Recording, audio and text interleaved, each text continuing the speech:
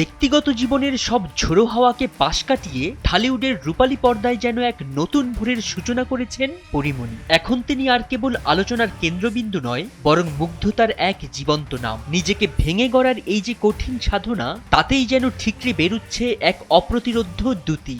কিন্তু প্রশ্ন হলো, ঝরা পালকের মতো সব দুঃখ ঝেড়ে ফেলে এই যে নতুন করে ডানা মেলা পরীর এই চির যৌবনা রূপের গোপন জাদুমন্ত্রটি আসলে কি?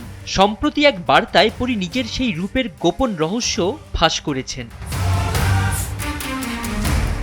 পরী বিশ্বাস করেন, সৌন্দর্যের শুরু হয় আয়নার সামনে দাঁড়িয়ে নিজেকে ভালোবাসার মাধ্যমে। এই সেলফ লাভ বা আত্মপ্রেমই তার ক্লান্তিহীন উজ্জ্বলতার মূল চাবিকাঠি।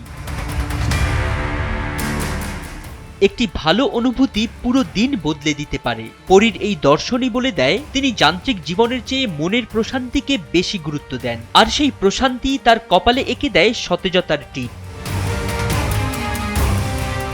পরীর মতে, রূপচর্চা মানে শুধু সাজগোজ নয়, এটি হলো আত্মবিশ্বাস ফিরে পাওয়ার একটি মাধ্যম। একটুখানি বাড়তি যত্নই তার প্রতিটি পদক্ষেপে নিয়ে আসে রাজকীয় গাম্ভীর্য।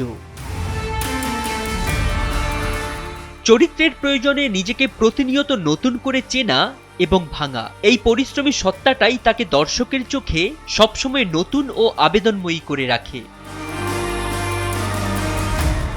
হাজারো সমালোচনা আর প্রতিকূলতাকে একপাশে সরিয়ে কাজে মগ্ন হওয়া পরীর চেহারায় এনে দিয়েছে এক অনন্য আভিজাত্য।